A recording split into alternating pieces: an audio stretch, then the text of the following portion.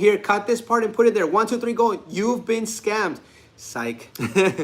No, I got you. I'm gonna do that interview with you. Hello, I'm Mark Weed, and welcome to Influencer Scamming. Even if you have not seen part 1 of this series, don't worry. I'll provide a breakdown of what's happening with the YouTube channel Bryan Rose Vlogs. Bryan Rose, a vlogger with 12,000 subscribers, is potentially scamming his audience. A few months ago, I stumbled upon Bryan through a YouTube short titled Why You Criticize Me, tagged with #homeless. In this short, Bryan claims to be homeless in New York City, having relocated from the Philippines. He asserts that he's in New York to secure a remote job that he can perform from the Philippines. During his time in New York, he wanders around the city, creating videos and soliciting donations. A few weeks into Bryan's homeless vacation in New York, a new video emerges titled From Happiness in the Philippines to Homelessness in America. In this video, Bryan allegedly gets flown out to San Diego by a company that has hired him for a job that includes polishing and painting large metal slabs, which is clearly not remote work. While in San Diego, Bryan claims to be residing in a former church. Contrary to this claim, he was not staying in an abandoned church, and I will explain why that's significant later. After about a week, Bryan flies back to the Philippines to reunite with his significant other. The video concludes with Bryan slowly entering his wife's hospital room, sharing a long, dramatic kiss, and then the video ends. As I was writing this, Bryan released a new video titled My Fiancé is Hallucinating. This video begins with Bryan going into town to buy vegetables for April, now that he's back in the Philippines. He spends the next 3 minutes and 40 seconds chatting with shop owners as he purchases groceries. Upon returning to April, he makes her a smoothie, and then the video takes a dramatic turn. In what appears to be a flashback, Bryan shows a video of April undergoing surgery. I have no reason to doubt that this is April, but I question why he would make her do this, or if she even consented in her presumably delirious state. At the 10-minute and 17-second mark, he plays a video of April supposedly hallucinating and uttering strange things. It's possible that this part was staged, but again, I have no reason to believe that she's feigning her symptoms. The video concludes with music drowning out Bryan's voice as he delivers a speech about his desire to inspire people, a common ending to his videos. Bryan also conducted a few live streams, each one increasingly addressing the speculation surrounding his story.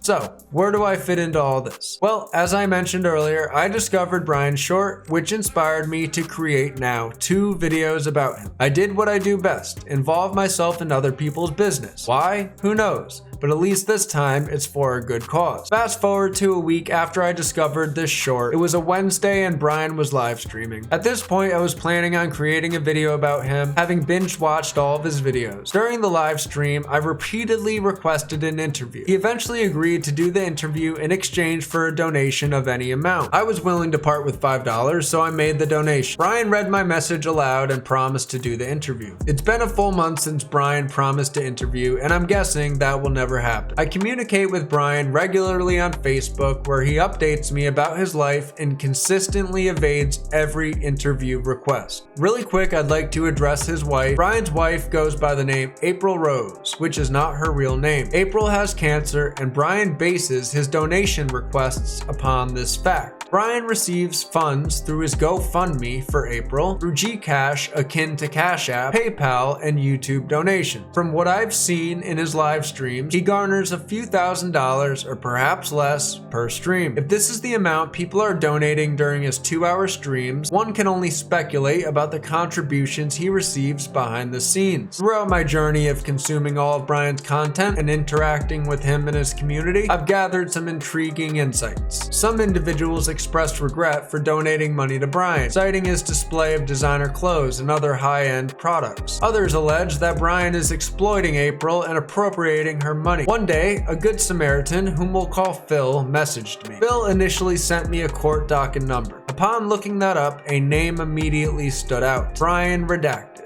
I will refrain from disclosing his last name. Bryan Redacted was arrested and charged with the following crimes: bringing in illegal immigrants without question mark, and presentation and aiding and abetting. These charges essentially imply that Bryan facilitated the illegal immigration of individuals to the United States. While it's unclear how this relates to the current situation, it does reveal that Bryan has a questionable past that contrasts starkly with the affable image he projects to his audience. This information also led me to his official Facebook page, where Bryan also uses the last name Redacted. On Bryan's Facebook, he is seen posing next to nice cars, donning designer clothes as he does in his recent videos, and even has a music video, which now has the sound removed, but I was able to find the version with the sound. Furthermore, Bryan's Facebook has a YouTube channel linked to it, which is a different YouTube channel altogether. It's for a business called Redacted that sells tropical fish and accessories. Thanks to Phil, I discovered that Bryan actually owns this business. This YouTube channel is the name of this business, and I'm gonna be very careful not to disclose any identifying information about Bryan or his business. This channel consists of 28 videos with Bryan appearing in most of them. I gotta say, it's not common to find homeless guys who own a tropical fish store and run multiple YouTube channels. So, this brings me back to earlier when I mentioned that Bryan was flown out to San Diego for a remote job.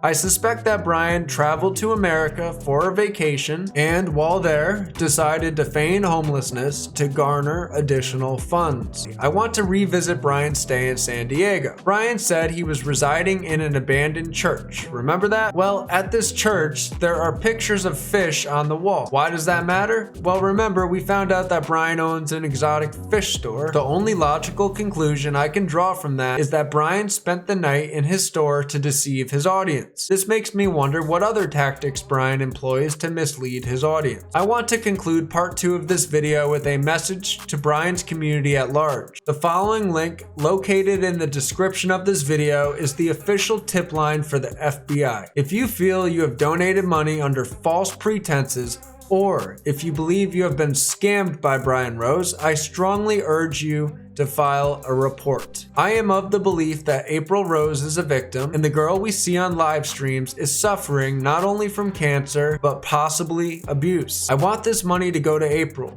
not towards Bryan's vacations and designer clothes. I am grateful to everyone who has reached out to me, especially Phil. You know who you are. Part 3 of this series will be released when new information is brought to light. In the meantime, subscribe for daily shorts and monthly long-form videos.